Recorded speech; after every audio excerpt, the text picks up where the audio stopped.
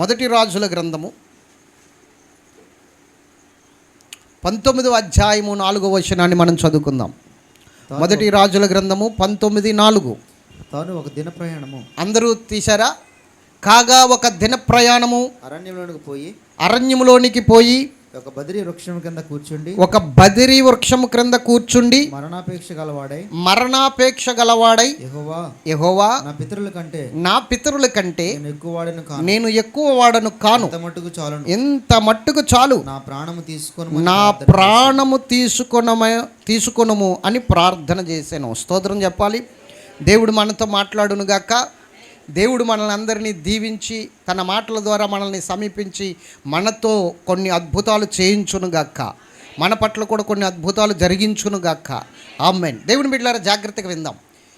ఈ భక్తుడు నిరాశతో కనబడుతున్నాడు. ఇక్కడ చచ్చిపోతే బాగుంటుంది అన్న ఆలోచనతో కనబడుతున్నాడు. గుర్తుంచుకోండి, ఒక భయము ఇతన్ని ఆవరించినట్లుగా మనం చూస్తున్నాం, ఒక నిరాశ ఇతన్ని ఆవరించినట్లుగా మనం చూస్తున్నాం. ఇంకెందుకు వచ్చిన బ్రతుకు, ఎంత మట్టుకు చాలు, నా పితరుల కంటే నేను గొప్పవాడినేమీ కాను, కాబట్టి నా ప్రాణం తీసేసుకో ప్రభువా, ఇంక నన్ను చంపే ప్రభువా అన్నట్లుగా మాట్లాడుతున్నాడు. ఏమిటి ఇతనికి వచ్చిన బాధ, ఏమిటి ఇతనికి వచ్చిన చింత, ఏమిటి ఇతని నిరాశ, ఏమైపోయింది ఇతని జీవితం అంటే? ఇతను సామాన్యమైన వ్యక్తి ఏం కాదు, అగ్ని ఆత్మతో నింపబడిన వ్యక్తి. అగ్ని ప్రత్యక్షతలను పరలోకము నుండి భూమి మీదకి దింపగలిగిన వ్యక్తి. ఇతనికి మరో పేరు ఏంటంటే తిష్మీయుడైన ఏలియా, అనగా ఇతడు రోషము కలిగిన ప్రవక్త అని పిలువబడినవాడు. ఎవరితను? ఒక సామాన్యమైన వ్యక్తి అయితే కాదు, సాధారణమైన వ్యక్తి అయితే కాదు, ఇతడు అసాధారణమైన వ్యక్తే. ఒక సాధారణమైన వ్యక్తి కాదు, అసాధారణమైన వ్యక్తే. ఇతడి జీవితంలో కూడా నిరాశ. ఇతడు చేసిన కార్యాలు ఏంటో తెలుసండి? ఒక రోజున దేవుని సన్నిధిలో ప్రార్థన చేస్తున్నప్పుడు దేవుని బిడ్డలు ఎవరూ కూడా దేవుని వైపుకి రాకపోయేసరికి ఇతనికి బాధ కలిగింది, దుఃఖము కలిగింది, హృదయంలో వేదన కలిగింది. దేవునితో మాట్లాడుతున్నాడు, ప్రభువా, వీరు ఈ రోజున సమృద్ధితో ఉన్నారు, నువ్విచ్చిన ఆశీర్వాదంతో సంతోషంగా గడిపేస్తున్నారు, వారు 4,000 లోపలికి బాగానే వెళ్ళిపోతున్నాయి.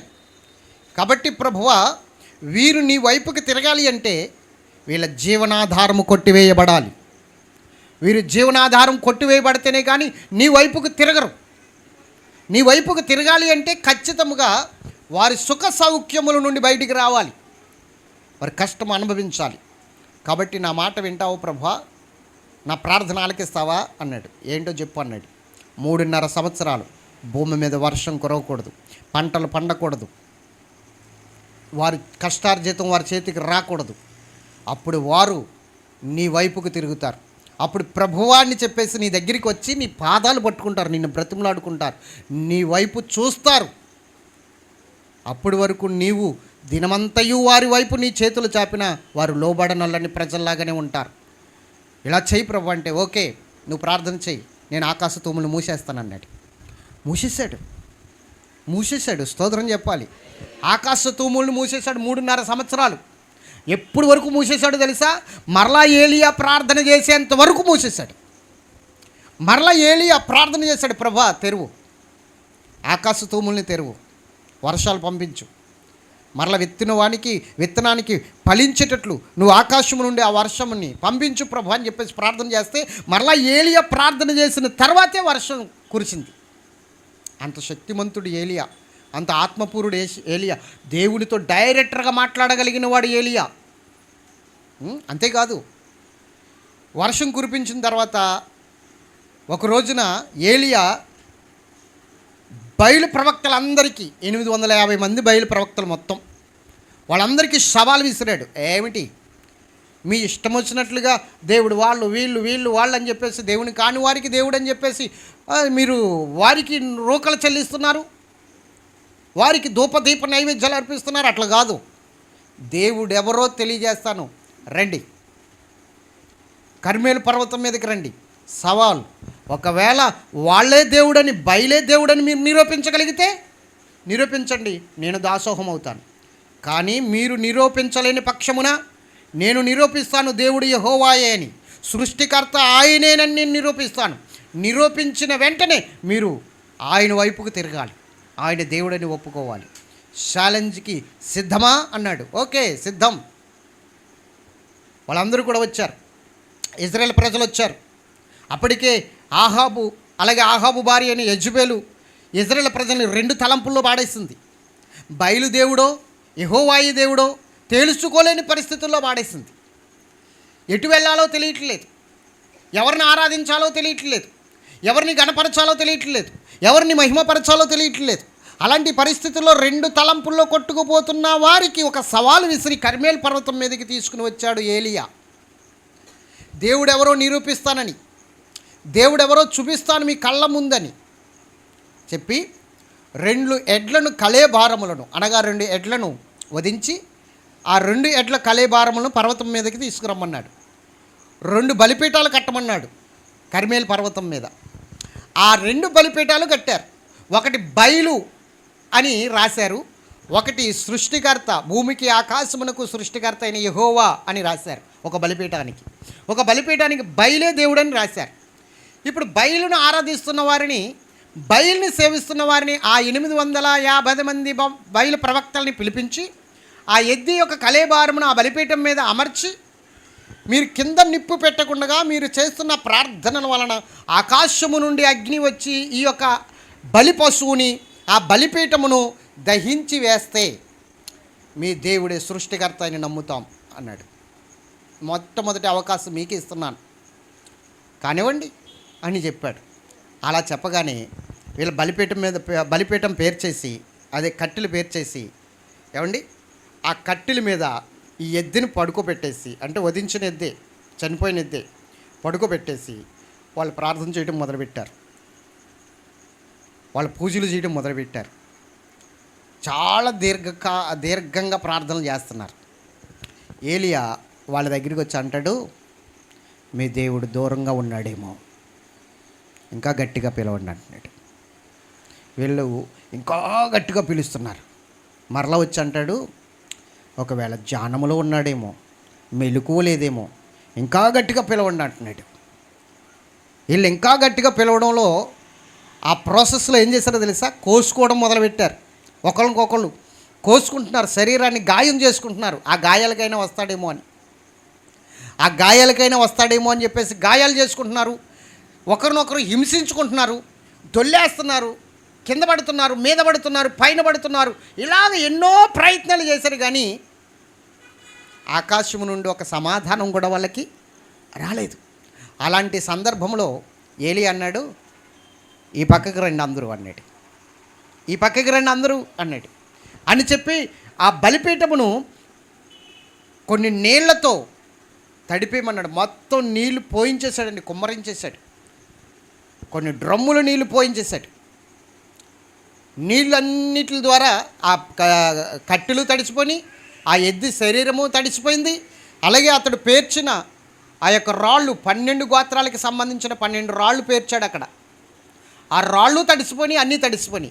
ఇప్పుడు కింద నిప్పి పెట్టాను అనడానికి ఎవరికి ఇంకా అనుమానం లేకుండా చేసేసాడు.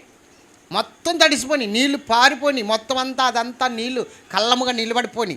అటువంటి సందర్భంలో ఏలియా ఏం చేశాడంటే మోకాలు వేసి చిన్న ప్రార్థన చేశాడు. అబ్రహాము, ఇస్సాకు, యాకోబుల దేవుడా, దయచేసి నా మొర ఆలకించి నీ ప్రత్యక్షతను కుమ్మరించన్నాడు. ఒకే ఒక్క చిన్న ప్రార్థన. ఆకాశము నుండి అగ్ని దిగి కట్టెలను, బలి పశువును, రాళ్లను బుగ్గి చేసి వాడేసింది. మొత్తం అంతా బుగ్గైపోయింది. అలా బుగ్గైపోయేసరికి అక్కడున్న వారందరూ కూడా యెహోవాయే దేవుడు, యెహోవాయే దేవుడు, యెహోవాయే దేవుడు అని చెప్పేసి అందరూ అంగీకరించి యెహోవా పక్షంగా వచ్చేసారు. ఒక్క చేతితో, సింగిల్ హ్యాండ్తో 850 మంది బయలు ప్రవక్తల్ని మొత్తం అందరినీ కూడా ఆయన కత్తి చేత నరికేశాడండి ఏలియా.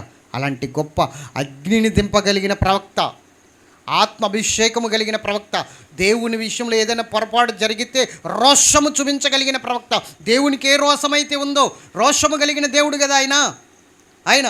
అలాంటి రోషము కలిగిన, అలాంటి గుణము కలిగిన ప్రవక్త ఎవరైనా ఉన్నారు అంటే ఆయన ఏలియా ఒక్కడే. రోషము కలిగిన ప్రవక్త. ఆయన ఎలీయా ఒక్కడే. అటువంటి రోషము కలిగిన ప్రవక్త ఈ 19:4 ఏమంటున్నాడంటే, ఇంత మట్టుకు చాలు ప్రభువా, నా ప్రాణం తీసుకో, నా పితరుల కన్నా నేను గొప్పవాడిని కాను అంటున్నాడంటే అసలు ఏం జరిగింది? ఇతని జీవితంలో అంత భయంకరమైన పరిస్థితి ఏమి ఏర్పడింది? అంత నిరాశతో ఎందుకు మాట్లాడుతున్నాడు?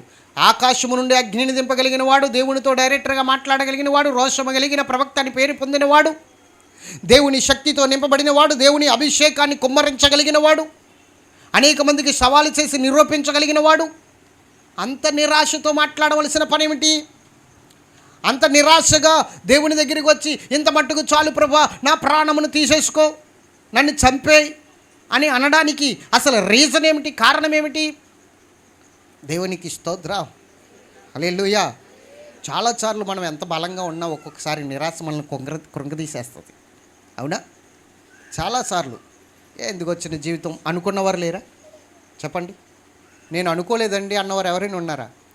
ఎందుకు వచ్చిన చిన్న విసుగుదల వస్తే చాలు, ఏమండి, చిన్న విసుగుదల వస్తే చాలు, చిన్న కోపం వస్తే చాలు, ఏమంటాం మనం? ఏమంటాం? అక్కడి నుంచి ఇక్కడికి వచ్చేది వాక్యం వినడానికే కదా బ్రదర్. బలవంతంగా అయినా వినండి. దేవునికి మహిమ కలుగును గాక, హల్లెలూయా. జాగ్రత్తగా వినండి. ఏదో సందర్భంలో ఇలాంటి పరిస్థితి, ఇలాంటి మాటలు మన నోటంట రాకుండా ఉన్నాయా? ఏదో బ్రతుకు, ఏదో జీవితం, అవునా కాదా?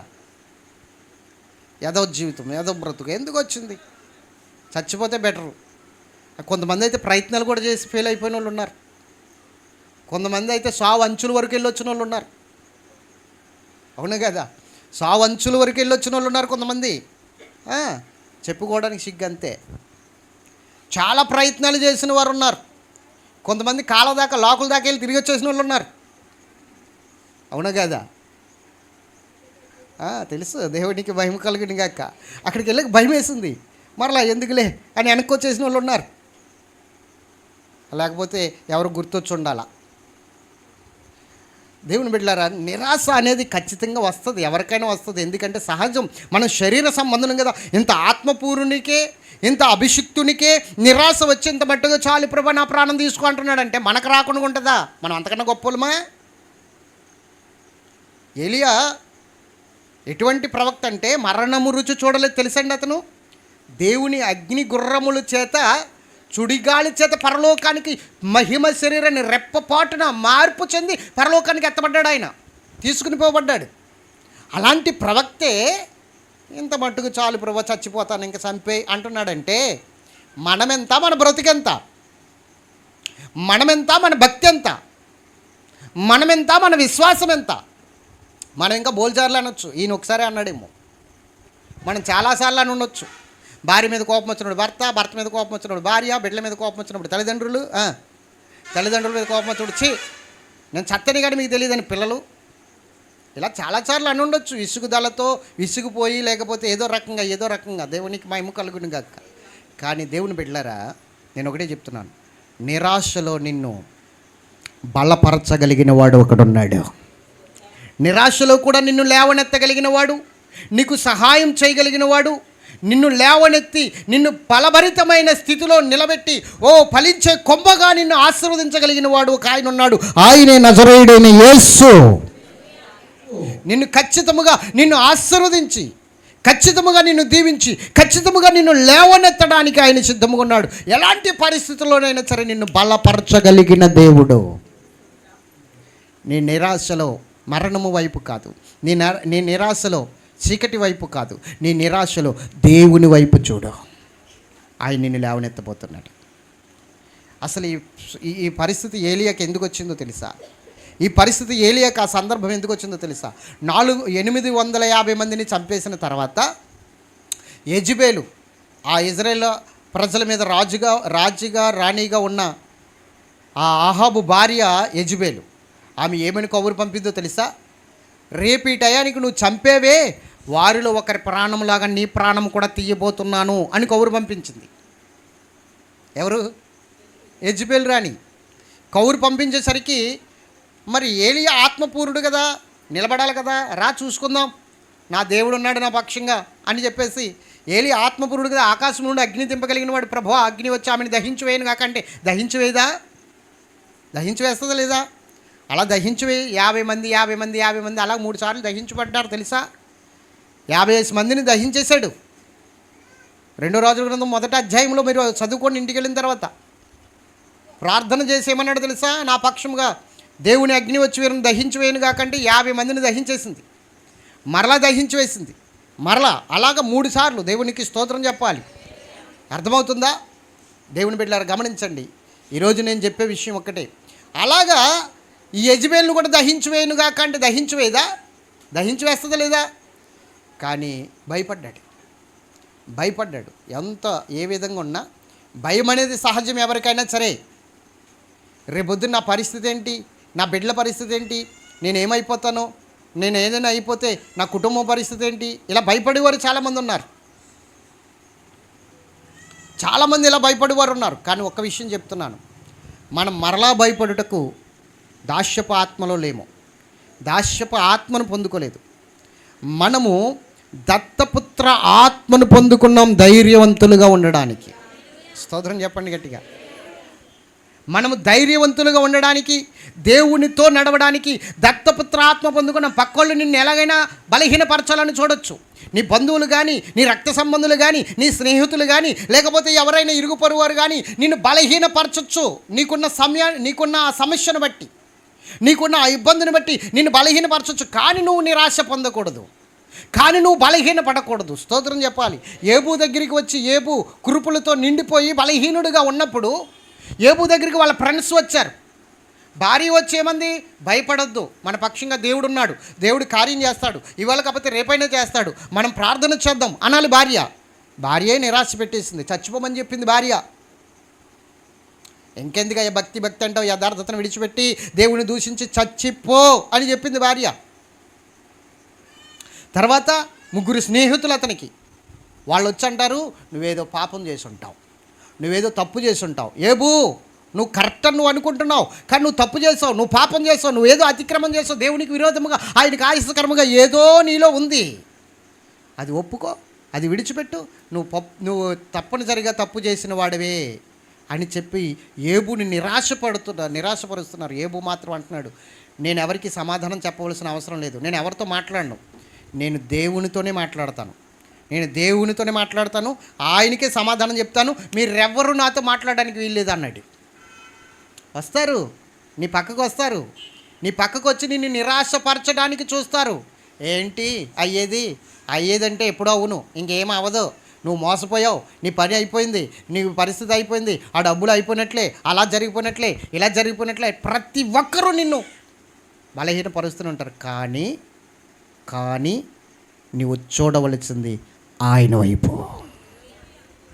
నీ నమ్మకాన్ని విడిచిపెట్టకు, నీ విశ్వాసాన్ని విడిచిపెట్టకు, నమ్మిక మాత్రం ఉంచు చాలు, అద్భుతం అనేది ఖచ్చితంగా జరగబోతుంది.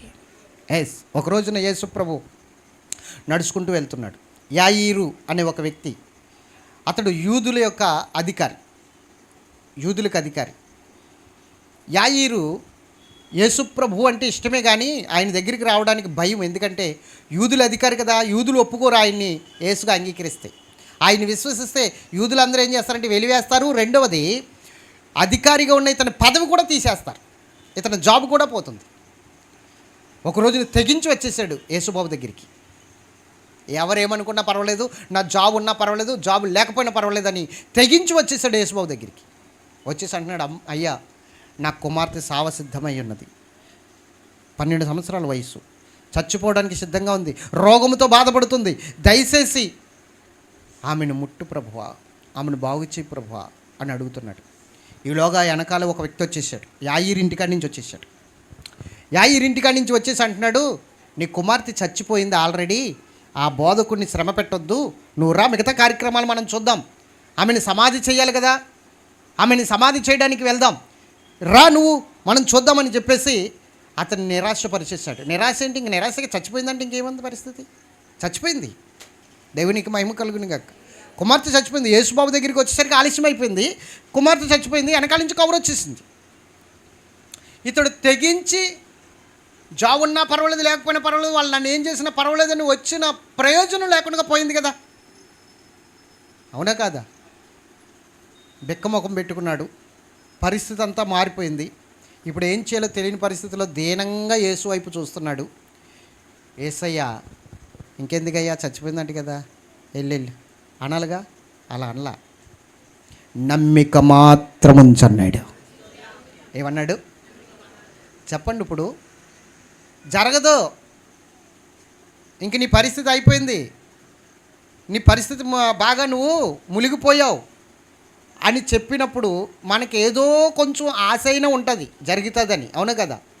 ఇక్కడ మొత్తం చచ్చిపోయింది అన్నప్పుడు ఇంకా ఆశ ఏముంటుంది? ఇంకా చెప్పండి, ఇంకా చచ్చిపోయింది అన్నప్పుడు ఆశ ఉంటుందా? మాట్లాడరేంటండి? ఆశ ఉంటుందా? ఉండదు. కానీ ఏమంటున్నాడు తెలుసా? నమ్మిక మాత్రం ఉంచు చాలు అంటున్నాడు. భయపడొద్దు, నమ్మిక మాత్రం ఉంచు. నువ్వు ఎవరి దగ్గరికి రావాలో వాళ్ళ దగ్గరికి వచ్చావు, నువ్వు ఎవరికి చెప్పాలో వాళ్ళకి చెప్పావు. ఈయన ఎవరో తెలుసా? చనిపోయిన వారిని సైతము సజీవులుగా లేపగలిగిన సజీవుడైన దేవుడు, మన విమోచకుడు, సజీవుడు అంటాడు యేబు.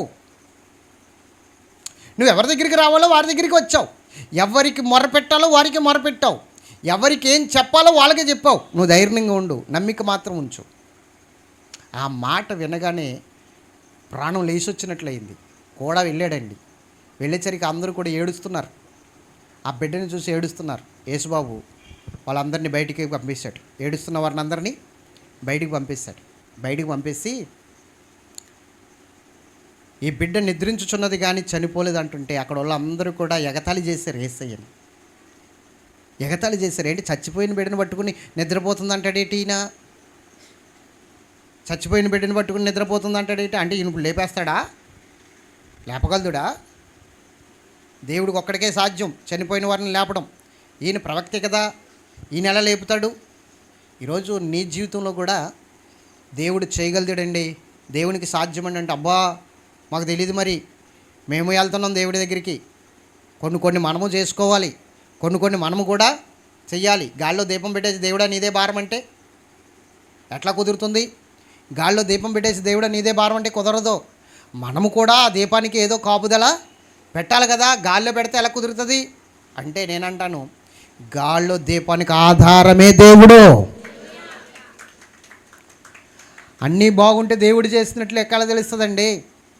అన్ని దారులు మూసుకుపోయినప్పుడే దేవుడు తెరిచే ద్వారం ఏంటో కనబడుతుంది. అన్ని దారులు మూసుకుపోయినప్పుడే దేవుని ద్వారం ఏమిటో, ఆయన తెరిచిన ద్వారం ఏమిటో నీకు కనబడుతుంది. అంతేకాని ఒక ద్వారం తెరిచే ఉందిలే, నాకేం పర్వాలేదు, అయినా దేవుడిని ఆరాధిద్దాం అంటే ఎట్లాగా? ఈరోజు ఏమోనండి, పరిస్థితి అర్థం కావట్లేదండి, అన్ని దారులు మూసుకుపోనియండి అని నువ్వు చెప్తున్నావు కదా. అన్ని దారులు మూసుకుపోయినప్పుడే దేవుని దారి తెరవబడుతుంది. అన్ని దారులు మూసుకుపోకుండా దేవుడి కార్యం ఎలా జరుగుతుంది? నీ ప్రయత్నాలు నువ్వు చేసినప్పుడు నీ ప్రయత్నం ద్వారా సఫలమయ్యేవి అనుకుంటావు కదా, నీ ప్రయత్నం ద్వారానే జరిగింది అనుకుంటావు కదా అమ్మా. అంతే కదా ధనలక్ష్మి గారు? ఇప్పుడు నువ్వు చేసావనుకో, నీ ప్రయత్నం ద్వారా వెళ్ళిన వెంటనే అప్పు దొరికేసింది అనుకో, అమ్మ దేవుడు అద్భుతం చేశాడు అంటావా? దేవుళ్ళలాగా అప్పు ఇచ్చాడంటే ఆయన అంటావు, ఆయన్ని దేవుని చేస్తావు. అక్కడ దేవునికి స్తోత్రం చెప్పాలి. అప్పిచ్చే వాళ్ళు కూడా ఏమనాలి? అయ్యో నిన్న ఆయన వచ్చావు కాదు బిడ్డ, నిన్నే కట్టేశాను, నిన్నే ఇచ్చేసాను ఇంకొకరికి, అయ్యో ఆలస్యం చేసావు బిడ్డ అని వాళ్ళు అనాలా? అలాగ అనాలా? వాళ్ళు చెప్పాలా? 4 దిక్కులకి వెళ్తే 4 కూడా చేతులు ఎత్తేయాలా?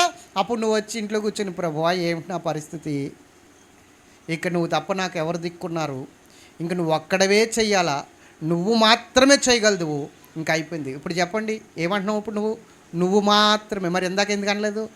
ఆయన మాత్రమే ఇవ్వగలదుడని వెళ్ళావు, ఆయన మాత్రమే ఇవ్వగలదుడని వెళ్ళావు. ఆయన ఏం చేశాడు? పాపం మొన్న ఇచ్చేసాడు, కానీ ఈసారి లేవన్నాడు. అప్పుడు నువ్వు అనుకుంటావు పాపం ఉంటే ఇచ్చే బిడ్డే, లేవేమో నిజంగా అనుకుంటావు కదా. అన్ని దారులు మూసుకుపోతేనే నువ్వు పూర్తిగా దేవుని మీద ఆధారపడతావు, అప్పుడే కార్యం జరుగుతుంది. దేవుని మీద పూర్తిగా ఆధారపడినప్పుడే కార్యం జరుగుతుంది. అంతేకాని దేవుని మీద ఆధారపడకుండా నీ ప్రయత్నాలు నువ్వు చేస్తే గాల్లో దీపం ఎలాగవుతుంది? ఆయన ఆధారం ఎలా కనబడుతుంది? గాల్లో దీపమేది? మరి దీపం ఆరిపోయిందా? ఆరిపోయి రెపరెపరెపరపలా ఆడుతుంటే ఆయన వచ్చి అలా అడ్డుకున్నాడు. ఆరిపోయే ముందు రెపరెపరెపరపలా ఆడుతుంది. 2002 సంవత్సరంలో ఆరిపోవాలి. ఇది 2002లో ఆరిపోవడానికి రెపరెపర ఆడుతుంటే ఆయన వచ్చేలా కాపాడి ఇదిగో 2025 వరకు ఆరకుండగా నిలబెట్టేశాడు. ఆమేన్. నా దీపము యేసయ్యా నీవు వెలిగించినావు, చుడిగాలిలోనైనా జడివానలోనైనా ఆరిపోదులే నీవు వెలిగించిన దీపము. నీవు వెలిగించిన దీపము, నీవు వెలిగించిన దీపము, నీవు వెలిగించిన దీపము, నీవు వెలిగించిన దీపము. స్తోత్రం. ఎవరు వెలిగించిన దీపం ఇది? నరుని ఆత్మ యెహోవా పెట్టిన దీపం. ఇది దేవుడు పెట్టిన దీపం. ఆరిపోదండి. రెపరెపలాడిందేమో గాలికి, తుఫానికి. ఆయన వచ్చి వెంటనే ఏం చేశాడు? అలా అడ్డుపడ్డాడు.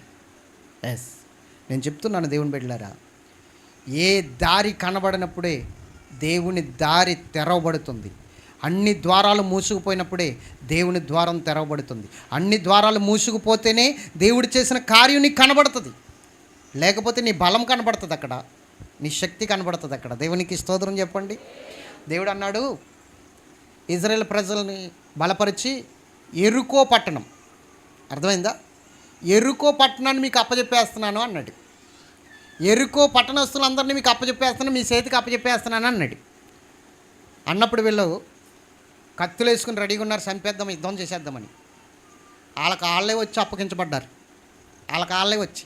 కారణం ఏంటి? దేవుడు ఏం చేశాడో తెలుసా? కందిరీగలను పంపి వాళ్ళని కుట్టేసి వాళ్ళు కత్తి పట్టుకోవడానికి కూడా బలం లేకుండా, చేయలేకుండా చేసేస్తే వీళ్ళు వెళ్ళి వాళ్ళ కత్తితో ఇల్లుతో చంపేశారు. అప్పుడు ఏమన్నాడు తెలుసా? నీ విల్లు చేత కాదు, నీ ఖడ్గము చేత కాదు, నా బాహుబలము చేతే వారిని నీ చేతికి అప్పగించాను అన్నాడు. అది తెలియడం కోసమే నా విల్లు చేత నేను చంపేశాను, నా ఖడ్గం చేత నేను వారిని సంహరించాను, విజయం ఈరోజు నా ఖడ్గం ద్వారా వచ్చింది, నా యుద్ధ ప్రావీణ్యం ద్వారా, నేను యుద్ధ వీరుని కాబట్టి నేను విజయం పొందానని అనుకోకుండా, అలాంటి స్థితి నీకు రాకుండా దేవుడు ఏం చేశాడో తెలుసా? ముందుగానే కందిరీగలను పంపించి వారికి బలహీనత కలగజేశాడు. అప్పుడు వీళ్ళు వెళ్ళి చంపేశారు. నీ ఖడ్గము నీకు విజయం చేకూర్చలేదు, నీ విల్లు నీకు విజయం చేకూర్చలేదు, దేవుని బాహుబలము నీకు విజయం చేకూర్చిందని నువ్వు గుర్తించాలి కదా అక్కడ. అలాగే మరి లోకముల ద్వారాలన్నీ మూసుకుపోతున్నాయి కదా, దేవుడు నీకు సహాయం చేశాడని నువ్వు గుర్తించగలదువు, అవునా కదా? అప్పుడు నువ్వు నిరాశ పడకు. దేవుడు ద్వారం తెరవబోతున్నాడని నిలబడు. ఎవరేమన్నా పట్టించుకోవద్దు, ఎవరు ఏ విధముగా నిన్ను బలహీనపరిచినా నువ్వు పట్టించుకోవద్దు. ధైర్యంగా ఉండు, ధైర్యంగా ఉండు. లోపలికి వచ్చి అంటున్నాడు, చిన్నదానా లెమ్ము అన్నాడు. ఆ చచ్చిపోయిన బిడ్డ బ్రతికి లేచిందండి. లేవగానే అన్నాడు, ఈమెకి ఆహారం పెట్టండి అన్నాడు. అందరూ ఆశ్చర్యపోయారు. చేజారిపోయింది, ఇంక చచ్చిపోయింది అనుకున్న బిడ్డనే లేవనెత్తిన దేవుడు, తిరిగి మరలా జీవాన్ని తీసుకొచ్చిన దేవుడు, నీ చేజారిపోయిన అవకాశాన్ని, పాడైపోయిన నీ జీవితాన్ని బాగు చేసి మరలా అవకాశం నీకు ఇచ్చి నడిపించలేడా? నడిపిస్తాడా లేదా? నడిపించగలదుడా లేదా? నమ్మిన వారు గట్టిగా స్తోత్రం చెప్పండి. మరి నమ్మితే బలహీన పడకు, ధైర్యంగా ఉండు, ధైర్యంగా ఉండు. ఒక నిరీక్షణ ఆధారం ఉంది మనకి. మన దేవుడు సామాన్యుడు కాదు, ఆయన అద్భుతాలు చేయగలిగిన దేవుడు, అసమానుడైన దేవుడు, అద్భుతాలు ఉన్నవి లేనట్లుగా లేని ఉన్నట్లుగా చేయగలిగిన దేవుడు, ఊహించలేని కార్యాలు నీ పట్ల జరిగించగలిగిన దేవుడు. ఒకవేళ అది పోయిందనుకో, అయినా నిరాశపడద్దు. అది నిజంగానే పోయిందనుకో, నిరాశపడకు. అంతకన్నా ఉన్నతమైనది దేవుడు నీకు ఇస్తాడు, అంతకన్నా ఉన్నతమైన దేవుడు నీకు ఇస్తాడు. దేవునికి స్తోత్రం చెప్పాలి. ఒక్క మాట చెప్తాను మీకు, గుర్తుంచుకోండి, రాసి పెట్టుకోండి. ₹1,00,00,000 సంబంధించిన మాట. నిద్రపోతున్న వాళ్ళు కూడా రాసి పెట్టుకోండి. లేచి పక్కనున్న వాళ్ళని ఎగ్గొట్టండి. ఈ మాట చాలా విలువైనది. స్తోత్రం చెప్పాలి. ఒక్క విషయంలో మనం ఫెయిల్ అయ్యామనుకోండి, ఇంక మనం ఎందుకు పనికిరానోళ్ళమని కాదు అర్థం, దేనికి చేతకాని వాళ్ళమని కాదు అర్థం. ఒక్క విషయంలో ఫెయిల్ అయితే ఇంకో దానికి దేనికో పనికొస్తామని అర్థం. గట్టిగా స్తోత్రం చెప్పండి. అర్థమైందా నీకు? ఒక్క దాంట్లో ఫెయిల్ అయ్యామనుకోండి, ఒక్క దాంట్లో పాడైపోయామనుకోండి, ఇంకెందుకు పనికిరాని వాళ్ళమని కాదు, ఇంక నిరాశతో చచ్చిపోదాంలే, ఇంక మన జీవితం ఇంతే అని కాదు అర్థం. ఇందులో పనికి రావట్లేదంటే ఇంకో దాంట్లో దేంట్లోనో పనికి వస్తామని అర్థం. రాసి పెట్టుకో. ఇంకో దాంట్లో ఎక్కడో సక్సెస్ అవుతామని అర్థం. గుర్తుంచుకో. దేవునికి మహిమ కలుగును గాక. అది ఏమిటో చూడు, దాన్ని గుర్తించు, అది ఏమిటో ఆలోచించు, దాన్ని పట్టుకుని ముందుకెళ్ళు, సక్సెస్ అవుతావు. దేవునికి మహిమ కలుగును గాక. అర్థమైందా? అంతేకాని ఇంకా అయిపోయింది నా జీవితం, ఏదో చేద్దాం అనుకున్నాను, చేయలేకపోయాను, ఏదో అనుకున్నాను, ఫెయిల్ అయిపోయింది, ఇంకా నా జీవితం అయిపోయింది, నిరాశపడకు. ఇందులో ఫెయిల్ అయ్యావంటే, ఇందులో పనికి రాలేదంటే ఇంకో దేనికో నువ్వు పనికి వస్తావని అర్థం. ఇంకో దేనికో దానికి నువ్వు పనికి వస్తావని అర్థం. దాన్ని వెతకమని దేవుడు చెప్తున్నాడు. నిరాశ మాత్రం పడకు, బలహీన పడకు. దేవుడు ఖచ్చితంగా మేలు చేయబోతున్నాడు నీ జీవితంలో, అద్భుతం చేయబోతున్నాడు నీ జీవితంలో. స్తోత్రం చెప్పాలి గట్టిగా. మొత్తం 10th క్లాస్ ఫెయిల్ అయిపోయాడు. ఆ అబ్బాయిని MBBS చదివిందాం అనుకున్నారు వీళ్ళు. 10th క్లాస్ ఫెయిల్ అయిపోయాడు. 2 సార్లు రాశాడు, 2 సార్లు ఫెయిల్ అయిపోయాడు. ఇంక మొత్తం అందరూ తిడతం మొదలెట్టారు. ఇంక దేనికి పనికి వస్తారో నువ్వు, దేనికి పనికి వస్తావు అని చెప్పి అందరూ తిడతం మొదలుపెట్టారు. అందరూ కూడా ఇంక వేలం చేయడం మొదలుపెట్టారు. మనోడు ఒకటే ఆలోచన, దేవుడు నా పట్ల ఏదో మేలు చేయబోతున్నాడు. చదువుకుంటేనా మనం బాగుపడేది, చదువుకోకపోతే బాగుపడమా, ఫెయిల్ అయిపోతే ఇంకో దాంట్లో దేవుడు నాకు సహాయం చేయడా అని నిలబడ్డాడు, ప్రార్థన చేశాడు, దేవుడు కార్యం చేశాడు. దేవునికి స్తోత్రం చెప్పాలి. బ్రహ్మాండమైన ఒక వ్యాపారం పెట్టాడు. ఈరోజు 100 మందికి అతనే జాబ్ ఇస్తున్నాడు. చెప్పండి, 100 మందికి అతనే జాబ్ ఇస్తున్నాడు ఈ రోజున. మరి ఆలోచించు, నువ్వు ఒక దాంట్లో ఫెయిల్ అయ్యావంటే ఇంకో దాంట్లో దేంట్లోనో పనికొస్తావని అర్థం. అది ఆలోచించకుండా నిరాశపడిపోతున్నావు చూడు, అక్కడే ఫెయిల్ అయిపోతున్నావు నువ్వు. మొత్తం అక్కడే నీ జీవితం అంతా పాడు చేసుకుంటున్నావు. లేదు, ఒకవేళ ఫెయిల్ అయిపోయావు ఇంక దాన్ని పక్కన పెట్టేయి, దాన్ని అసలు పట్టించుకోకు, దాని గురించి అసలు ఆలోచించుకో. రెండవది ఏదో ఉంది, దాని గురించి ఆలోచించు. నీ ప్రయత్నాలన్నీ నిష్ప్రయోజనం అయిపోయినాయని బాధపడొద్దు. సమయాన్ని వేస్ట్ చేయకు. ఆల్రెడీ వేస్ట్ చేసావు కొంత సమయం, ఇంకా వేస్ట్ చేయకు. ఇంకా ఆ సమయాన్ని పాడు చేయకుండా వెంటనే ఆ రెండవ దాని గురించి ప్రయత్నించు. అద్భుతం చేసేస్తాడు దేవుడు. ఎంతమందికి అర్థమవుతుందా లేదా చెప్పండి. నిరాశ మాత్రం పడకు, ఎందుకంటే నిరాశలో కూడా బలపరచువాడు దేవుడు. ఏలియా, ఇంత మట్టుకు చాలు ప్రభా, ఆ ఆడదాని చేతిలో చచ్చిపోవాలా నేను? ఎంత ప్రార్థనా పరుణ్ణయ్యుండి నువ్వే చంపే, లేకపోతే ఈ అరణ్యంలో ఒక దిన ప్రయాణం చేసి అరణ్యంలోకి వెళ్ళిపోయాడు. బదరి వృక్షం కింద కూర్చున్నాడు. ఒక ఆడదాని చేతిలో చచ్చిపోతే నేను ఇష్టపడట్లేదు ప్రభా, ఈ అరణ్యంలో ఏ కూర మృగానికైనా ఆహారం అయిపోతే దాని ఆకలైనా తీర్చునోడిని అవుతాను, చంపే అని నిరాశతో మాట్లాడుతుని అలాగా నిరాశతో ఉండి నిద్రపోయాడు. చాలామంది నిరాశతో ఉన్న వాళ్ళకి నిద్ర ఎక్కువ వచ్చేస్తుంది కొంతమందికి. దేవునికి మహిమ కలుగును కాక. బాధపడుతూ గుర్రెట్టేస్తారు వీళ్ళు, ఏడో అర్థం కాదు. బాధపడుతూనే గొర్రెలోకి వెళ్ళిపోతారు. ఇప్పుడు దాకా ఏడిచింది కదా అనుకుంటాం మనం, ఇప్పుడు దాకా ఏడ్చాడు కదా అనుకుంటాం. ఇలా గుర్రెట్టేస్తారు. ఎక్కడి నుంచి వచ్చేస్తుందో నిద్ర తెలీదు. కొంతమంది మనశ్శాంతి అయితే నిద్ర అట్టదు, లేనిపోని జబ్బులన్నీ తెచ్చుకుంటారు. కొంతమందికి మనశ్శాంతి లేకపోతే ఎక్కువ తినేస్తారు, ఎక్కువ నిద్ర అవుతారు కదా. ఇలాంటి వాళ్ళు లేరా? మనశ్శాంతి లేకపోతే కొంతమంది ఏం చేస్తారు, ఎక్కువ తినేస్తారు. కొంతమంది ఏం చేస్తారు, ఎక్కువ నిద్ర అవుతారు. ఏంటి మనసు బాగోలేదు, మనసు బాగోపోతే తినేస్తావా, మనసు బాగోపోతే నిద్రపోతావా? దేవునికి మహిమ కలుగుడు. మనసు బాగోపోతే ఉపవాసం ఉండి ప్రార్థన చేయి బిడ్డ, దేవుడు కార్యం చేస్తాడు. అవునా కాదా? దేవుని బిడ్డలారా, నిద్రపోతున్నాడు బదరి వృక్షం కింద కూర్చుని. ఒక దేవదూత వచ్చాడు, తట్టాడు. ఏలియా లే, నీ శక్తికి మించిన ప్రయాణం నీకు సిద్ధపడి ఉంది. వెళ్ళి ఆ నిప్పుల మీద కాలుతున్న అప్పమును ఆ నీలబుడ్డిని తీసుకో. ఈ భోజనము బలము చేత నీ శక్తికి మించిన ప్రయాణం నువ్వు చేయాలి, లే అంటే చూశాడు. నిప్పుల మీద అప్పం కాలుతుంది. గబగబ వెళ్ళాడు, అప్పం తీసుకున్నాడు, తినేశాడు. ఆ నీళ్ళ బుడ్లో నీళ్ళు తాగేశాడు, మరలా బుబ్బున్నాడు, మరలా పడుకున్నాడు. మరలా దేవదూత వచ్చాడు, ఏలియా నీకే చెప్పేది లెక్కు, ఈ సమయం ఏమిటి? ప్రార్థించవలసిన సమయం, ఈ సమయం దేవునికి సమయం ఇవ్వవలసిన సమయం, లే అని చెప్పి మరలా చూపిస్తే మరలా నిప్పుల మీద అప్పం కాలుతుంది, మరలా నీలబుడ్డు ఉంది, మరలా అప్పం తినేసాడు. ఏమన్నాడు తెలుసా? ఈ భోజనం బలం చేత నీవు ప్రయాణం, నీ శక్తికి మించిన ప్రయాణం, ఆ అప్పం తిని ఆ నీళ్లు త్రాగి 40 రోజులు ప్రయాణమై దేవుని పర్వతం అని పేరు పెట్టబడిన హోరేబుకునకు బయలుదేరాడు. హోరేబునకు స్తోత్రం చెప్పాలి గట్టిగా, హల్లెలూయా. అక్కడ దేవుడు మాట్లాడుతున్నాడు, ఎందుకు భయపడుతున్నావు బిడ్డ? ఎందుకు నిరాశపడ్డావు? చంపేమంటున్నావు ఎందుకు? అసలు మరణమే నీకు లేకుండా చేస్తాను తెలుసా? చచ్చిపోతాను అంటున్నావు ఏంటి? మరణం లేదు, నిజమే. ఈరోజు నేను చెప్తున్నాను, చిన్నదానికి పెద్దదానికి అయిన దానికి కాని దానికి చచ్చిపోతాను నేను అనకండి. అసలు మరణం లేకుండా చేయడానికి యేసుబాబు మనల్ని పిలిచాడు. అసలు మరణం లేకుండా చేయడానికి యేసుబాబు పిలిస్తే నేను చచ్చిపో. ఎవరికి? దేవుడు నిన్ను పిలిచింది మరణం లేకుండా చేయడానికి, నిన్ను జీవింపజేయడానికి, నిన్ను నిలబెట్టడానికి. ఏలియాలా మాట్లాడకు. ఏలియా అంటున్నాడు నన్ను చంపేయి ప్రభు అంటున్నాడు. అలాంటి వాడికి దేవుడు ఏం చేశాడు? మరణమే లేకుండా చేసేసాడు. ఆమేన్. దేవునికి అసాధ్యమైంది ఏముందండి? దేవునికి అసాధ్యమైంది ఏముంది?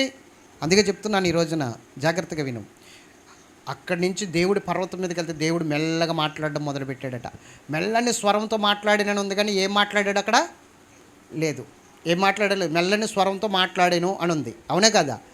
అయితే ఏం మాట్లాడి ఉంటాడు అంటే, నా ఆలోచన, భయపడకు ఏలియా, నిన్ను నేను బలపరుస్తాను, నిన్ను నేను మరలా ఇంకా అభిషేకంతో నింపుతాను అని ఉంటాడని నా ఆలోచన, అంతే కదా? బలహీనంగా ఉన్నవారితో మాట్లాడేది అదే కదా, స్తోత్రం చెప్పాలి. ఆ తర్వాత అన్నాడు, ఇజ్రాయేలీల మీద రాజుగా ఒకరిని అభిషేకించు, యెహూ అనే ఒక వ్యక్తిని అభిషేకించు. నీ తర్వాత ప్రవక్తగా ఉండడానికి షాపాతు కుమారుడైన ఎలీషాని అభిషేకించు. 2 పనులు ఉన్నాయి ఇంకా ఇతనికి. ఈ 2 పనులు, దేవుడు చెప్పే పనులు చేయకుండానే చచ్చిపోదామనే. అలాగే దేవుని పట్ల, నీ పట్ల దేవునికి ఒక ఉన్నతమైన ఉద్దేశం ఉంది, ఒక ఉన్నతమైన సంకల్పం ఉంది. అందుకనే దేవుడు నీతో మాట్లాడుతున్నాడు డైరెక్టర్గా. ఈ రోజున అప్లై చేసుకుని నీ జీవితానికి ఈ మాటలు, ఇక్కడి నుంచి ఈ మాటలు విడిచిపెట్టి వెళ్ళకు. ఈ మాటలు నీ జీవితానికి అప్లై చేసుకుని వెళ్ళి ఇక్కడి నుంచి ఈ మాటలో ఉన్న శక్తి ఏంటో వారం రోజుల్లో నువ్వు చూడబోతున్నావు. వారం రోజుల్లోనే, ఒక 7 రోజుల్లోనే దేవుడు ఆ కార్యాన్ని నీకు చూపించబోతున్నాడు, ఆ శక్తిని నీకు చూపించబోతున్నాడు. ఈ మాటలను బట్టి నువ్వు నిలబడితే, ఈ మాటలను ఎత్తిబట్టి నువ్వు ప్రార్థన చేస్తే, ఈ మాటలను బట్టి నువ్వు ప్రార్థన చేసి నిలబడగలిగితే మరలా ఆదివారం నాటికి ఇక్కడ సాక్షిగా నిలబడబోతున్నావు నువ్వు. ఇజ్రాయేలీల మీద ఆహాబు తర్వాత ఒక రాజును అభిషేకించమన్నాడు. నీ తర్వాత ఒక ప్రవక్తగా చెప్పాలి, ఎలీసాని అభిషేకించమన్నాడు. చెప్పాడా లేదా? పని ఉందా లేదు ఇప్పుడు? ఆ తర్వాత ఏంటి ప్రభా? ఆ తర్వాత నిన్ను నేను తీసుకుపోతా, నీ పితరుల దగ్గర హాయిగా నిద్రపోతావు అనలా, నీ పితరుల సమాధి దగ్గర నీ సమాధి చేర్చబడుతుంది అనలా, నిన్ను నేను తీసుకుపోతా అన్నాడు. ఎలా తీసుకుపోతావు అంటే ప్రాణాలతోనే. అంత గొప్ప అద్భుతమైన దేవుడు మనకుండగా ఏళ చింత, ఏళ భయము, ఏళ దుఃఖము, ఏళ ఈ దిగులు అన్నిటి నుండి విడిపించగలిగిన దేవుడు, నీకు సహాయం చేయగలిగినవాడు. దేవునికి స్తోత్రం. దేవుని మీద ఆధారపడు, పూర్తిగా ఆధారపడు. నిరాశలో కూడా నిన్ను బలపరిచి నిలబెట్టగలిగినవాడు, నీ చేత ఘన కార్యాలు చేయించగలిగినవాడు, గొప్ప కార్యాలు నీ చేత చేయించగలిగినవాడు, అసాధారణమైన కార్యాలు, సాధారణమైన వ్యక్తివైన నీ చేత అసాధారణమైన కార్యాలు జరిగించగలిగిన గొప్ప దేవుడు మన దేవుడు. ఎంతమందికి అర్థమైంది? అర్థమైందా లేదా? చెప్పండి. నిరాశపడకు, అస్సలు నిరాశపడకు. నీ వారు నిన్ను విడిచిపెట్టిపోయినా, నీ వారే నిన్ను నిందిస్తున్నా, నిన్ను ఒంటరి వ్యక్తిని చేసినా నిరాశపడకు. ఎందుకంటే ఇమ్మానుయేలైన దేవుడు నీకు తోడుగా ఉన్నాడు. ఆయన తోడు ఎప్పుడు విడిచిపెట్టదు, ఎప్పుడు ఆయన నిన్ను విడిచిపెట్టడు. అనాథలుగా విడిచిపెట్టను, ఆదరణకర్తను నీ యొద్దకు పంపిస్తానన్నాడు కదా. ఎవరు ఏమనుకున్నా పర్వాలేదు, ఎవరు నిన్ను విడిచిపెట్టిపోయినా పర్వాలేదు, ఎవరు అపార్థం చేసుకున్నా పర్వాలేదు, ఎవరు మనకు సహకరించకపోయినా పర్వాలేదు, నా దేవుడు నా పక్షంగా యుద్ధాలు చేస్తాడని నిలబడంతే, అద్భుతాలు చేస్తాడని నిలబడు. నిన్ను మోసం చేయాలనుకున్న వారు కూడా నీ కాడకు వచ్చేసరికి మోసం చెయ్యలేరు. ఎందుకంటే అక్కడ దేవుడు ఆజ్ఞ అవుతుంది. కార్యం రిలీజ్ అవ్వబోతుంది. దేవదూతల్ని పంపించి కార్యం జరిగించబోతున్నాడు ఆయన. దేవదూతల్ని పంపించబోతున్నాడు నీ పక్షంగా. నమ్మితే ఈ కార్యం నువ్వు చూస్తావు. నీ పక్షంగా యుద్ధం చేయడానికి దేవదూతలు దిగు రాబోతున్నారు. నిన్ను మోసం చేయాలని ఎవరు చూస్తారు? చేయని. యుద్ధము యెహోవాదని చెప్పు. నువ్వేం కలగజేసుకోక్కర్లేదు. నమ్మికతో నిలబడి, అంతే. నమ్మికతో నిలబడి. అర్థమైందా బిడ్డ? ఎంతమందికి అర్థమైంది చెప్పండి. నిరాశ మాత్రము చెందకు. ఎందుకు వచ్చిన జీవితం అనుకోక ఇంత మట్టుకు చాలని ఏలియాలాగా ఆ తింగర మాట మాట్లాడద్దు. దేవుడు ఉన్నాడు, మనకి సహాయం చేస్తాడు. నమ్మితే మోకాళ్ళై ప్రార్థన చేసుకుందాం. ఈ మాటలు దేవుడు తన వినికుడలో దీవించునుగాక. ఎంతమంది నమ్ముతున్నారు? అందరూ మోకరించండి.